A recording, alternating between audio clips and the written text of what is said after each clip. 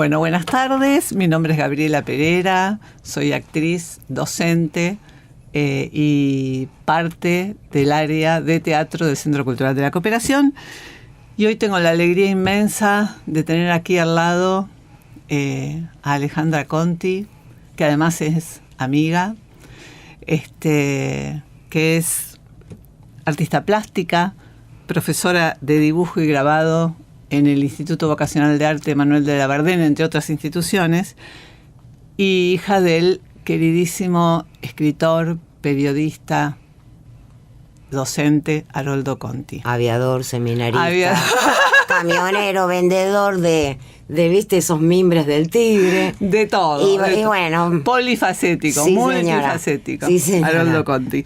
Que, bueno, Haroldo es un escritor que ha hecho novelas muy conocidas, como Mascaró, El cazador americano, Sudeste, Alrededor de la jaula, La balada del Álamo Carolina, entre algunas. Y hoy la idea es conocerte un poquito más, conocerlo un poquito más a través de tu relato, en un día muy especial, 5 de mayo, que es se cumple el 47 aniversario de la desaparición. De la desaparición forzada de Haroldo. Es un día muy especial. Te agradezco que en este día, que seguramente es muy fuerte siempre, estés aquí con nosotros y podamos ir charlando un poquito de Haroldo y su literatura, su vida, su obra. Bueno, para lo que guste. Gracias, Ale. Bueno, en principio, mira, yo quería proponerte como una especie de juego. Yo soy parte del elenco de Confesiones de un escritor, que es una obra que se está haciendo en el Centro Cultural de la Cooperación, escrita por Juano Villafañe en homenaje a tu padre. En el elenco nos convoca todos los viernes en los textos de Haroldo a Gustavo Pardi, a Diana Kamen y a mí, con Pepo Migliori, que hace la música, y la dirección de Manuel Santos Iñurrieta. Esta obra teatral es un recorrido por la obra de tu padre, desde las diferentes poéticas, desde el río, la llanura, la ciudad, ¿no? Y es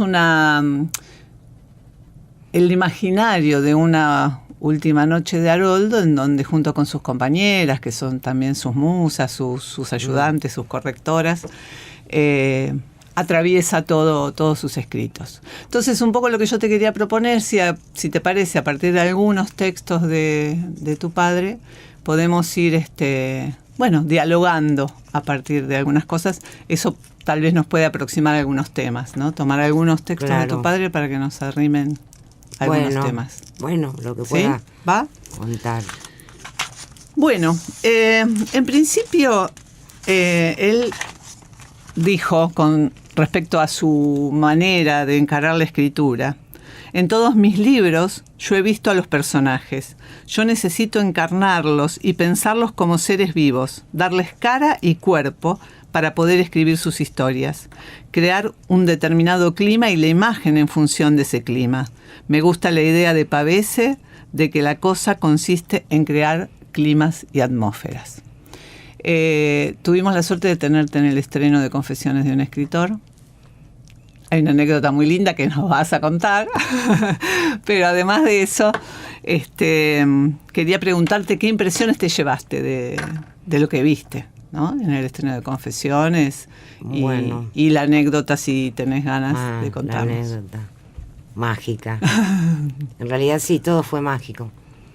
Bueno, digamos, yo confieso que cuando me invitan a algún homenaje o obra, siempre hay como una incógnita. ¿Qué voy a ver? Y espero que no me mueva todos los esquemas. Soy testigo de alguno de porque esos es momentos. difícil tener un punto de vista, digamos, objetivo. O sea, de alguna u otra manera estoy viendo la personificación de mi viejo, sea como sea. Si bien Juano me había aclarado que era un escritor, sus dos mujeres, que me pareció, porque él también se había acercado y me había contado la idea, que me gustó mucho. Y bueno, fue una sorpresa grata, porque es fresca, ¿viste? Tiene un ritmo ágil, no hace hincapié en el tema de la desaparición, que digamos le llamaríamos con prensa amarilla. Claro, ¿viste? sí, con un golpe bajo. No, es muy sutil cuando lo ambientan en la época, con el sonido también. O sea, fue una experiencia muy hermosa. Y también es muy, yo no sé, se me puso la palabra mágico. Menos mal que había 2 testigos. O sea, yo iba con 2 compañeros, una de cada lado, ¿viste? Todos fuimos testigos. A afrontar la obra de teatro, a ver cómo era. En un momento dado, que también fue muy lindo porque en eso hablo de la soltura y el dinamismo. Que el actor sube a una escalera, ¿no? Sí, sí. Y bueno, está como muy eufórico, es muy linda esa parte. Y en un momento agarra una hoja en la cual él había estado escribiendo antes, ¿no? Durante la obra, que ponía una hoja. Hace un avión de papel, lo arma y lo arroja. Bueno, el asunto es que había cualquier cantidad de gente. Los actores no ven al público. No veíamos. No. Los actores no saben si estaba yo, si no estaba. Bueno, no importa eso. Lo arroja al público y yo veo cómo viene el avión hacia mí. Y las compañeras mías mirándome, y el avión se clava en mí. Sí. Fue una maravilla. Fue muy emocionante eso, porque no estaba preparado, no venía con los hilitos, ¿viste? Digamos. Sí, sí. O sea que me fui con el avión a casa y se lo conté a mi hijo. Lo primero que le conté, no dije, mirá que la obra es linda, tiene dinamismo. Digo, mirá lo que me pasó. Y fue muy, muy, muy mágico. Muy No, fue mágico y soy testigo, sí, porque y menos mal. No teníamos manera de saber dónde estábamos, no llegábamos a ver, y Gustavo lo tira azarosamente, digamos. Total. Pero bueno. Total. Cada uno lo lee como quiere, pero yo creo que hay una gran magia y una presencia ahí, ¿no? Fue muy lindo. Bueno. Eso. Tu viejo evidentemente ha calado muy profundo, no solo en quienes lo hemos leído y lo admiramos como escritor, sino obviamente su historia y sus principios en vos, ¿no? Él decía de su padre en un texto, y a referencia de que consideraba que de su propio padre había tomado algo de la narrativa. Él decía, mi padre era un viajante, un tendero ambulante, y yo salía a recorrer el campo con él. Se encontraba con la gente y antes de venderle nada se ponía a charlar y contar cosas. Así recibí ese hábito de contar oralmente. Así como tu abuelo tuvo influencia en tu padre, ¿qué sentís que de Haroldo caló en vos y atraviesa tus elecciones? ¿O qué cosas recordás que te han quedado, digamos, de su ética, muy grabadas, ¿no? Pensamientos, ideas, reflexiones de él. Y mira, a mí me queda mucho lo del viajero, aparte, ¿no? Porque, por ejemplo, un día te levantabas y el viejo no estaba, y bueno, lo habían invitado a Brasil, ponele, en un velero, que fue cuando encalla en Uruguay y conoce la paloma, al margen. Ah, mira. Nadie sabía dónde era la paloma. Le dieron, él lo llamaba un diploma de náufrago. Ah, mira. Porque la prefectura tomó los datos de los que estaban en el naufragio y muy jocosamente hablaba me dieron un diploma de náufrago. Claro, era todo un papel, como un certificado, ¿viste? Resulta que yo creí que era un poco fantasía. Un día, yendo a lo de mi vieja, revolviendo las cosas, encontramos ese famoso como diploma de náufrago, que creo que lo tiene mi hermano Marcelo. Eso con respecto a los viajes, o sea, te sorprendía bien, se enganchaba en muchas cosas. O sea, esa necesidad del caminante, del contactarse con la gente. Y por otro lado, bueno, su su afinidad con la gente. O sea, él no hablaba de literatura. Él, por ejemplo, en El Tigre, yo recuerdo con Teresa Brusone, Los Vecinos, haciendo pan. Teresa le enseñaba cómo amasar, creo con una filmación de Cuervo Sí, está. hay unos testimonios muy lindos de Teresa, sí. Y con respecto, bueno, al pescar, abrir el pescado, o sea, el hacer cotidiano, ¿no? Y bueno, que nos llevaba al Tigre, obvio, a Tigre, a Chacabuco. Así que bueno, las cosas que él contaba eran las que vivíamos. Uh-huh. Porque después, bueno, aparecen personajes que son conocidos nuestros. O tíos, sus amigos, o el flaco, qué sé yo, todo. Todo era real. Ajá. Este, Era volver poesía a la realidad. claro, ¿no? si bien yo no leí toda su obra, de repente, aparte de lo crudo, era lo humano. Lo humano. Entonces, menos mal que le daba ese tinte de poesía, porque siempre hay como un dejo de melancolía, Sí, sí. de tristeza del hombre solo. Uh-huh. Eso es lo que yo recibo, menos en Mascaró. Claro. Mascaró es una joya que coincide con otra parte de su vida, Claro. la obra de Mascaró. ¿Y esto tuyo de la docencia? ¿Vos crees que él está presente ahí? Y debe haber sido, porque él me llevaba a veces cuando daba clases, y a mí me daba mucha vergüenza. Me ponía en el último escritorio.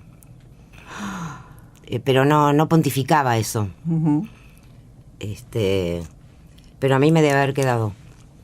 Porque bueno, cuando me tocó elegir, si bien hice talleres particulares, con respecto a la vocación, elegí una escuela de arte Uh-huh.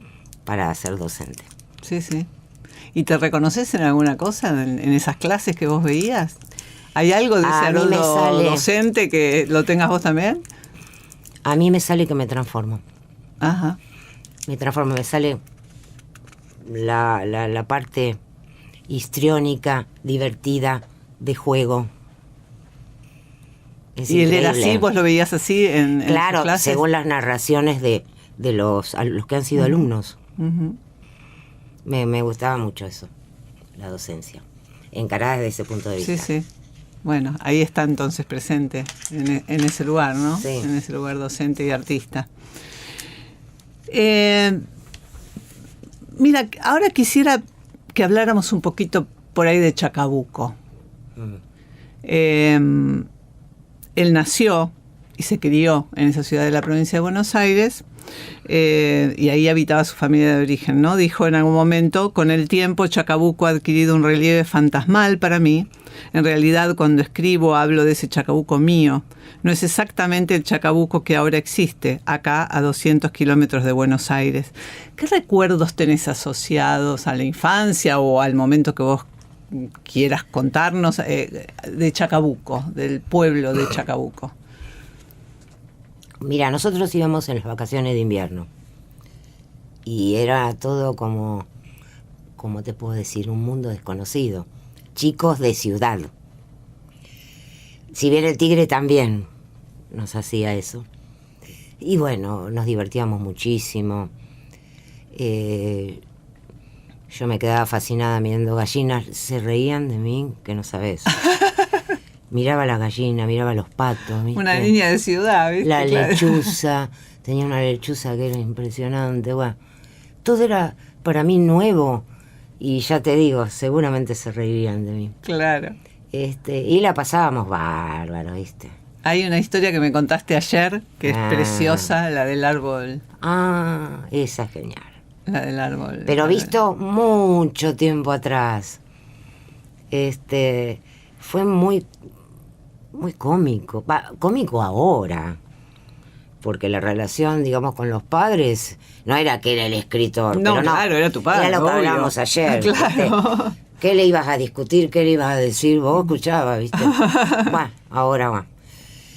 Ahora es distinto, en esa época Sí, escuchábamos. entonces, digamos, si bien estábamos en lo de la tía Maruca, viene y dice, bueno, vamos, que les voy a mostrar algo. Entonces nos subimos mi hermano y yo al auto, íbamos atrás los dos calladitos. Camino de tierra, camino de tierra, camino de tierra, ni una vaca, un árbol, no sé, unos yuyos, nada. Nada, dale. Y bueno, en un momento ya el camino se cerraba y para el auto. Lo que había era una tranquera. Entonces se baja y dice, miren. Nosotros nos bajamos del auto, miramos. En realidad lo único que vimos fue un árbol. Un árbol hermoso, maravilloso. Un árbol. Yo te conté. Sí. Y bueno, no dijimos nada. Nos quedamos solemnemente un rato mirando al árbol. Y después nos metimos en el auto y volvimos. Y con los años supiste con que los años, al leer la balada de la Álamo Carolina, ahí me di cuenta. Me cerró todo. Ahí te diste cuenta que ese era el árbol. El árbol. Qué lindo. Sí, preciosa anécdota. Sí. Linda.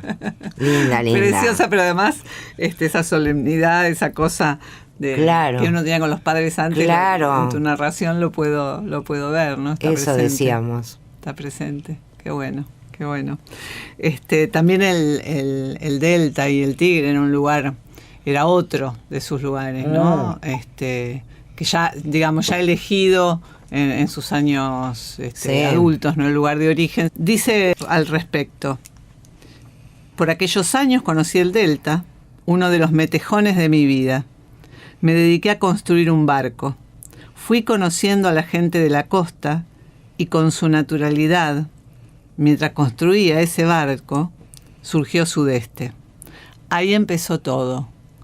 Ese famoso, el barco Alejandra, ¿no es cierto? Sí, el Alejandra. El barco que hizo y le puso ese nombre en tu honor, ese acto de amor de padre. ¿Cómo vivía esa niña Alejandra estos paseos por el Tigre, o esta adolescente en ese barco? Tener un barco con tu nombre. Pero no era consciente de eso. No era consciente que el barco era mi nombre, no. Era como natural. Es más, el otro día estaba recordando con la hermana Pocha.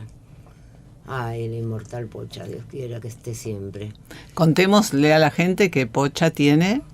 No, bueno, digamos sus años.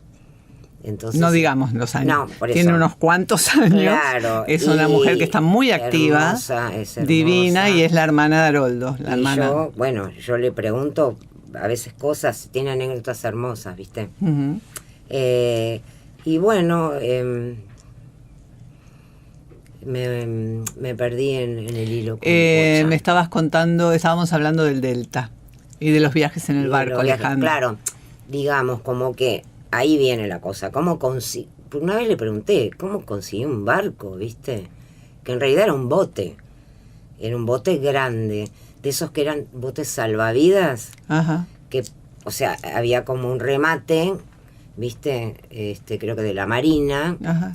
Y el esposo de Pocha, mi tío Casagrande, que figura en muchos de los relatos, le avisa. ¿Para qué le avisa? Se van, compra uno de los botes, tanto así de que después me enteré que mi tío también se compró uno. Ah, mira. Y mi tía le decía, Luis, ¿para qué te compraste un bote?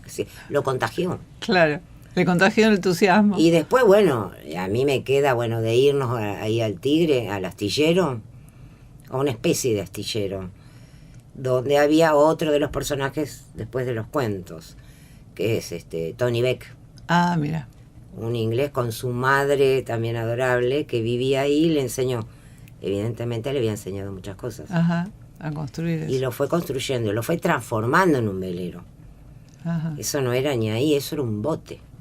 Tal cual dijo él, lo fue construyendo mientras construía, además en su cabeza, la famosa novela Sudeste, que ya lo deja instalado en otro lugar de la literatura, ¿no? Y para nosotros, eran los paseos y el estar en un barco. ¿viste? En ese lugar que además pensemos que 40 años atrás no, totalmente no era lo que es el Tigre de hoy, ¿no? Era Claro, otra que cosa. no delta ni nada. Claro, no. Ahí era lo salvaje. Me acuerdo que un día, es más, mira qué antigüedad. No eran los chalecos de ahora con un solvato, color fluorescente, sí. nada. Eran unas ruedas como de caucho. Ah, sí, las ruedas. Esto me va a delatar. Borra eso. Bueno, eran unas cosas, viste, como unos aros. Sí, sí. Y entonces, ¿qué hizo? Nos enchufó ese coso, esa especie de salvavidas, ató una soga y no te preguntó nada. Te agarró y te tiró. Decía que estaba la soga. Sí. Claro. Y así, bueno, aprendimos más o menos porque si pasaba algo... Tenías que no saber nada. Tenías que nadar. Sí, sí.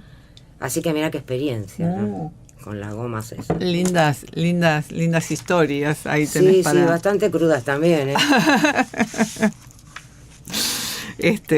Sí.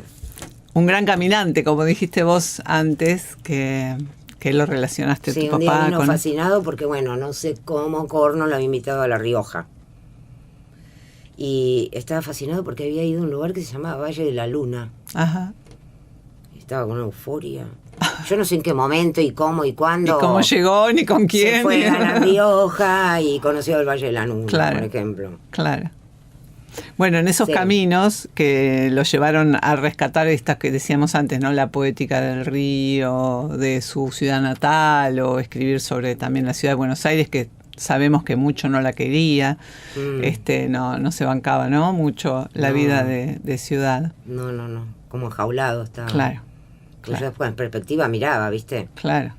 Lo del campo, lo del río, o sea, era viernes y ya rajábamos, ¿viste? Invierno, verano, 4 grados, 30 grados. No lo paraba nada. No había discusión. Claro, seguro. Sí. ¿Cuál crees vos? Él dijo una vez, uno es historia, que hay para adelante, caminos, ¿no? Ahí justamente lo que vos mencionaste. ¿Cuál crees de todos esos entornos naturales el que era el más... el lugar en el mundo de tu padre, el que más... Si bien el amor de su vida es Chacabuco, fue Chacabuco, el tigre. Era como si hubiera sido tigrero siempre. Porque yo siempre digo, al tigre o lo amas o lo odias. Uh-huh. Porque es tan dura, tan cruel la vida ahí. ¿Viste? Yo los veía. O sea, hay gente muy luchadora, muy sufrida. Uh-huh. Cosa que vi ahora en el corto de la Isla Paulino. Esas manos, ¿viste? Del trabajo, la cara curtida. La cara curtida, sí. O sea... La soledad. No sé qué imagen tendrán ahora con Nordelta y todo eso, pero no es nada, como te puedo decir, poética. Uh-huh. La vida real ahí. Y él le tenía un amor incondicional. Y también el amor a la gente de ahí. Porque los personajes, ya te digo, son reales. Claro. Y se hacían reuniones, ¿no? De escritores, esas cosas. Esas de escritores no. En la casa no se juntaban en la casa Por ejemplo, Tigre. En el Tigre, al lado, los vecinos brusones tenían como una parrilla. Y yo la imagen que me queda era unas noches en unas mesas muy largas, tomando vino, comiendo empanadas, todo eso. Uh-huh. Y no sé cuántos éramos. Era como que se juntaban todos a la noche. Esas noches, esas tertulias, digamos. Y lo que me acuerdo era todos mirándolo y escuchándolo. Porque tenía un carisma. Te lo digo, me pasaba a mí, no porque era mi viejo. Pero me acuerdo de que a todos les pasaba lo mismo. Te contaba las cosas de una manera que te reenganchaba, ¿viste? Uh-huh. te reenganchás. Bueno, por eso me parece que él hace cuenta esto que, digamos, lo oral, lo que es narrar oralmente, lo heredó de su padre, ¿no? Que para vender, digamos, seguramente. Primero conversaba con la gente, escuchaba las historias, sí. Y que él iba de chico a acompañarlo y entonces fue tomando todo esto de su Pero, de y su no solo padre. hablar, sino escuchar, porque de todos esos personajes, viste, atentamente escuchaba sus experiencias. Lo veo ahora porque estamos hablando de la obra. Sí, sí. Pero eran cosas como naturales. Y ahí no se hablaba de literatura, un corno. Para nada. Claro.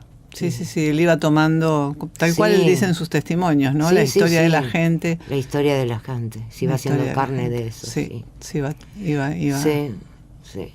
Iba es más, con ello. En este corto también que vimos tan lindo de la Isla Paulino, a mí me quedó mucho las últimas frases. Esta gente lo único que quiere es luz, agua y una sala de auxilios. Es muy fuerte. Eso es muy fuerte, sí. Pues, ¿viste? Y ahí te quedás con el mensaje. Sí, sí, sí, sí. Y eso que vos lo viste. Muy poética, hermosa, hasta japonesa parece. Pero no, ahí está el mensaje. Sí, sí. Bueno, o mismo una de las personas del lugar que se prestaron para la filmación que decía que quería un caballo, un televisor, que ese era su como su sueño de progreso, era el caballo, el televisor y no recuerdo algo más, ¿no? Un caballo más. El sueño del progreso. Ese era su sueño, ¿no? Entonces, bueno, como... Muy fuerte, muy fuerte. Muy interesante. La peli es Silencio en la Ribera. La verdad que sí. Sí, muy interesante. Entonces, bueno, un poco volviendo a la obra de ustedes, eso es lo que me gustaba, la frescura, lo cotidiano y, digamos, la presencia. Porque yo te dije, Mascaró es otra parte de su vida. Fíjate, todo lo que es sudeste, en vida, alrededor de la jaula, que ese es otro tema, es con Dora Magdalena Campos. Tu madre. Y todo lo que es Cuba, Casa de las Américas, la balada de la Ana Carolina, todo trata, que para mí es un antes y un después, no lo digo como crítica literaria, sino bueno, con lo que yo percibí. No, claro, por supuesto. Es Marta Acuña Escabaca. Ajá. ¿Te das cuenta? Sí. Hasta las esposas marcan dos etapas de la vida. Y a mí me sorprendió en la obra que figurara eso. Mira. Que no girara solo en torno del escritor. ¿Tá? Que las mujeres tuvieran un papel... La presencia y un papel que en la vida real tuvieron. Que en la vida real tuvieron. Así que me gustó mucho. Qué suerte. Sí. Entonces me vas a permitir hacerte una pregunta que es un poquitito más íntima, ponele, porque nosotros en la obra hay un texto muy bonito que dice, pero a veces, así como hay años enteros de una larga y espesa oscuridad, un minuto en la vida de un hombre es una luz deslumbrante. Yo te quería preguntar que, a ver, digamos, con todo respeto, si asociáramos los momentos de oscuridad, los momentos de la vida donde hay mucha oscuridad con los años posteriores a la desaparición de Haroldo, su búsqueda, la angustia y todo eso que ha sucedido.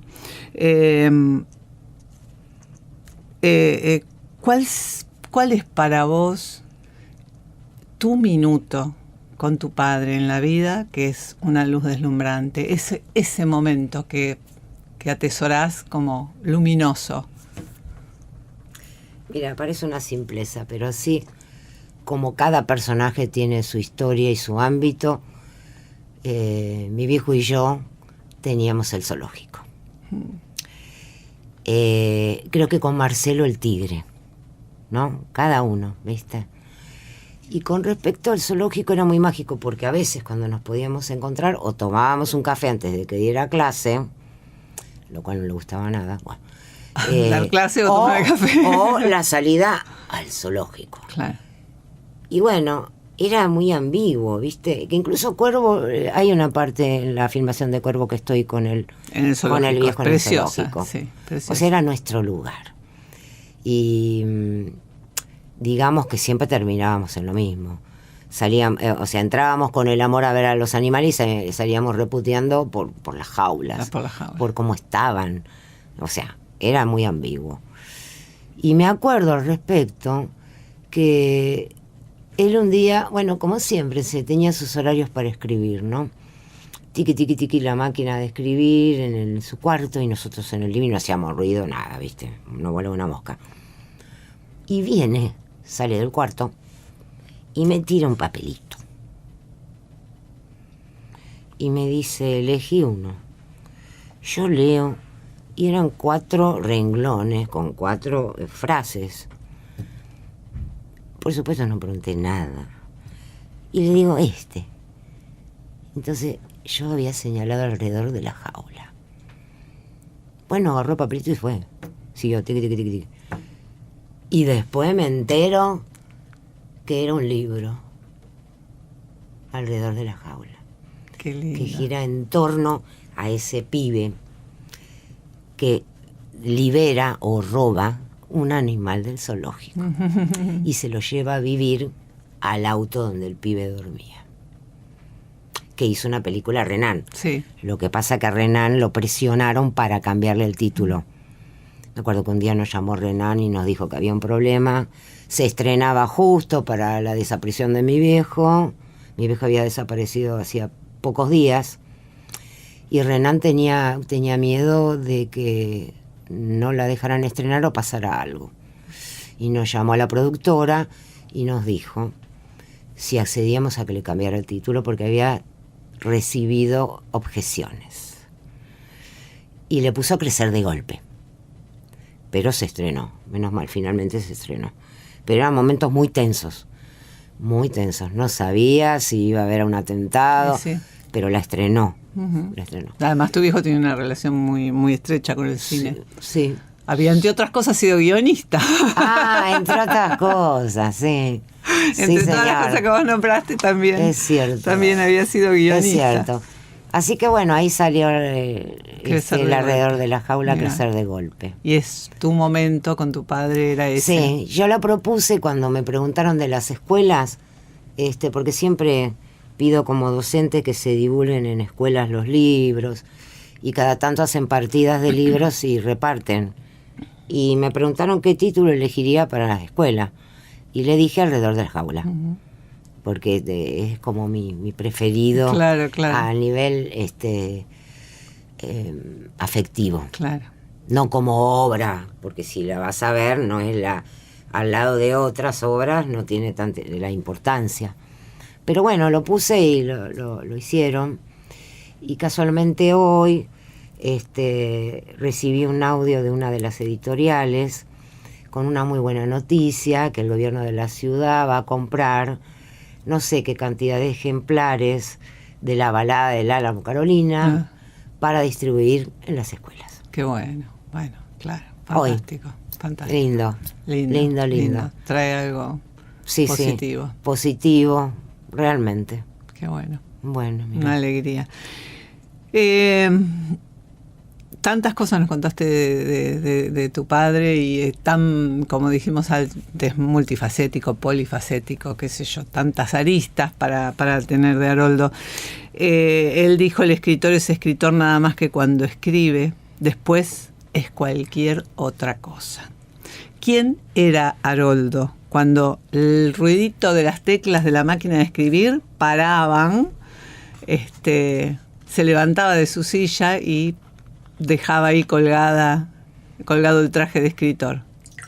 ¿Quién era ese? Ya no Haroldo. ¿Quién era ese papá? Y era un personaje constante. Si bien era muy, metódico, con horarios. Además, nos ponía horarios para la televisión. Y eso contarlo porque es bárbaro. Porque resulta que todos los compañeros tenían su televisor y nosotros no. Y bueno, yo lo encaré. Lo encaré un día, no sé cuántas veces lo habré encarado, que nos comprara el televisor. Y no, ¿qué te decía? ¿Por qué no? No. No te daba una explicación. Claro que yo después, con el tiempo sabía todo lo del consumo, la caja boba, todo lo que vos quieras. Sí, pero en ese momento era el no del padre que dice era no, porque yo lo digo, claro. Y bueno, debo haber insistido mucho. lo compró, pero teníamos horarios. Igual de que lo fueras a aprender en otro horario. Tuvimos nuestro televisor. No lo recuerdo, salvo con Tato Bores. Ah, mira. Que él estuviera sentado frente al televisor. Tato sí lo veía. Sí. Total. Sí. Así que bueno, lo cotidiano era así, ¿viste? Muy de... Pero bueno, tenía sus tiempos de escritura, digamos, es como un orden. Claro, como horario, sí. Y con respecto a las clases, que Y en las clases... ¿cómo se parece sentía que... él con eso, no? Porque... Bueno, en realidad... Era difícil, ¿no? Para él asegurar No estas quería. clases. No quería, ellos le dieron latín y educación democrática. Claro, Pero eso no lo hablaba, lo veo después. claro, vos te das cuenta Lo después. veo después con el discurso, por suerte, de los alumnos que estaban fascinados porque en realidad él le daba cualquier otra cosa, vamos a decir. Tom Lupo contó, Sí. creo que en la película que vimos juntas, Ajá. ¿te acordás? Sí. Que él les hacía leer, les dijo, bueno, no Sí. les voy a dar latín, les voy a hacer conocer Sí. la literatura latinoamericana. Sí, y les mirá vos. leía, él mismo les leía. Sí. O sea, le abrió otro panorama. a Cortázar, Claro. a García Márquez, y bueno, y que, Claro. que ellos estaban Eso fue- fascinados con me ese encantó, profesor. me encantó eso de la experiencia de otros, ¿no? Y como anécdota graciosa, vamos a decir, sé que una de las directoras de una de las escuelas, porque estuvo también en la escuela de acá de Callao, Ajá. y también estuvo en la Manuel Belgrano, a 3 cuadras de mi casa. Ah, mira. O sea, que le hicieron un aula con el nombre. Como que una de las directoras lo percibió porque vio y le dijo, Conti, no puede ser. Claro, usted está para Todas dar sus latín. alumnas tienen 9 y 10. Latín y educación democrática. Claro. Creyó que la iba, ¿viste? Claro, a claro. convencer. Claro. No sé después cómo lo arreglo. Un espíritu libre. Ay, contame lo de la capa, Ay, lo de la capa y el seminario. Bueno, viste que mi vieja en la película habla mucho de que él tardó como un año en deshacerse de la sotana. Porque fue seminarista. Eso fue sorprendente para mí. Cuando viene de Chacabuco, que viene con todo lo del seminario, claro, en casa estaba la sotana, pero yo no la veía como una sotana. Para mí era la capa. Entonces yo a veces le pedía, decía, ¿me prestás la capa? Y yo me ponía la capa y me sentía Batman. Pero él entraba en eso. Claro. A pesar de la rigidez, los horarios, te permitía jugar con eso. Y la guardaba, mirá lo Claro, loco de eso, entonces ¿no? mira, Se ve hermano, que ha sido una etapa de Pero su fíjate vida. que no la agarraba yo a la capa. Claro. Yo pedía permiso. Claro. Otra generación. ¿Me prestás Pero la digo, capa? como eso ha calado, porque además un tipo profundamente creyente. Sí. Su militancia Sí. o su participación en las cuestiones del país, las cuestiones sociales, no le quitó su creencia, ¿no? No, porque gran- era devoto de la Virgen de Luján. Ujú, Es más, Marcelo y yo somos bautizados en Luján. en Luján. Sí. Una maravilla. O sea, una fe por la Virgen. Sí. Es más, yo te conté que cuando allanaron la casa, aparte de todo lo que se llevaron y rompieron, la máquina de escribir no la tocaron. Y en ese escritorio estaba la Virgen de Luján, que ahora la conserva mi tía. Una virgen de porcelana bellísima en una especie de vitrina, Ajá. toda labrada de madera con no la tocaron. Y no lo tocaron. No y la capaz tocaron. que la máquina también se salvó por estar cerca, ¿no? Porque... Bueno, es inexplicable, si vos sabés. Pero tenía... ¿Eh? Sí, tiene como una lógica, me parece, que no se la hayan llevado. Ni no la hayan- máquina ni la Virgen de Luján. Sí. Así es. Bueno, quisiera, como para cerrar, si vos querés contar algo más, si tenés ganas... Pero viste que siempre, mejor paremos porque siempre sale algo. Sí. Y cómico, por sí, suerte. está bueno, Y no, cómico. está bueno, está buenísimo. Pero ya, no.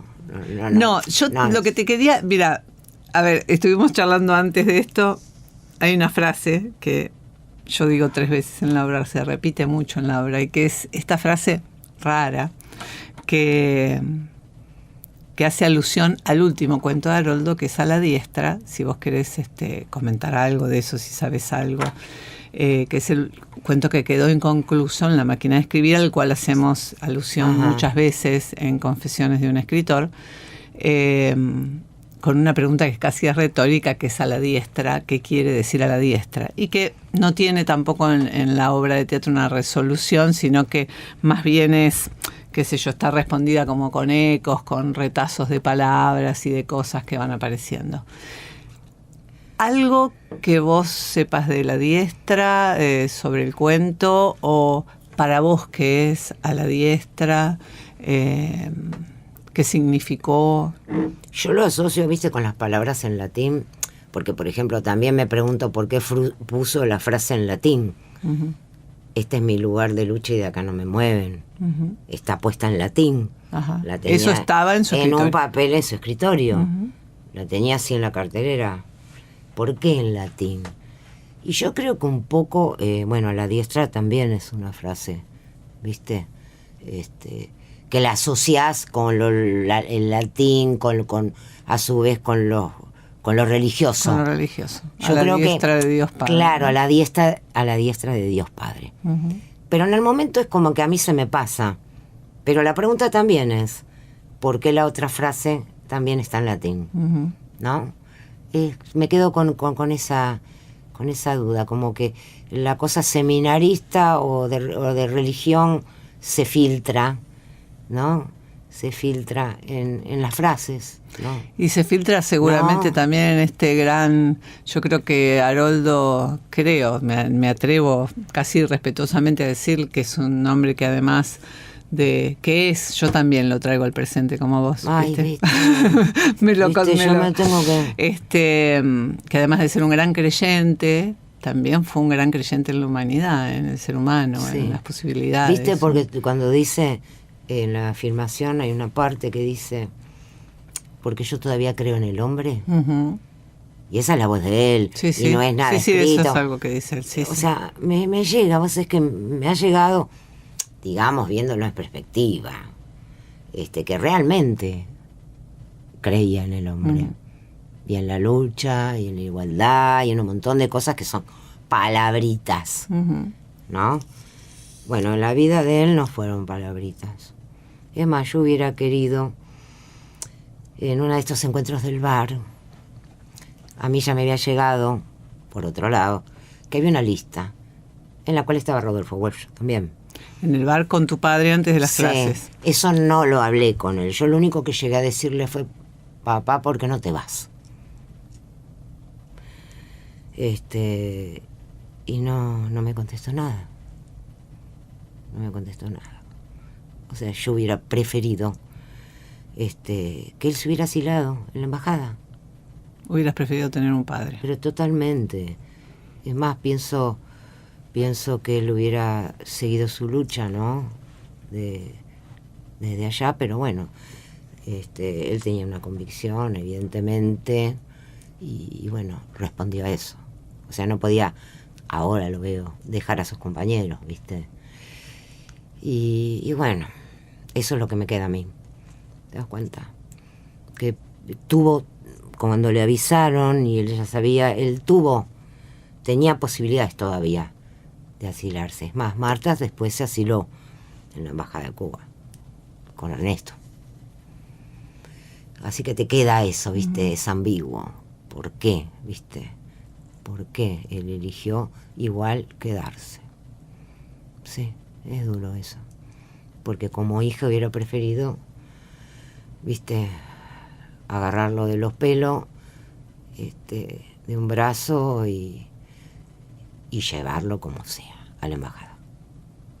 Eso es lo que me queda rebotando, ¿viste? Y no hay caso. Claro que está compensado porque, bueno, aparece en escuelas, aparece en películas, o sea, sigue generando obra de teatro, de títeres. Sí, o sea, sigue estando presente. Sea, eso es lo que te mueve, ¿viste? Y no haces foco ya en eso. Pero internamente, cuando vienen estas fechas, y bueno, es una lucha ambigua, uh-huh, ambigua. Ya te digo, lo que te mueve es todo lo que genera en diferentes ámbitos. Uh-huh. Me encanta eso, es buenísimo. Gracias, Ale. No, de nada, gracias a ustedes. Una divinura que nos hayas permitido escucharte, cosas tan íntimas, tan emotivas, tan... Te agradezco a vos, porque yo lo primero que te dije fue, no sé lo que le puede interesar a la gente de lo que yo ¿Cómo diga, no? Sí, claro. Que Conocerte diga. a través lo digo de... realmente con humildad. No, muy, muy agradecida porque nos abriste tu corazón. Así que bueno, en principio agradecerte enormemente esta oportunidad de charlar con vos, que la tenemos habitualmente en un café, en un bar, pero bueno, acá compartiéndolo con otras personas. En otro lado del escritorio.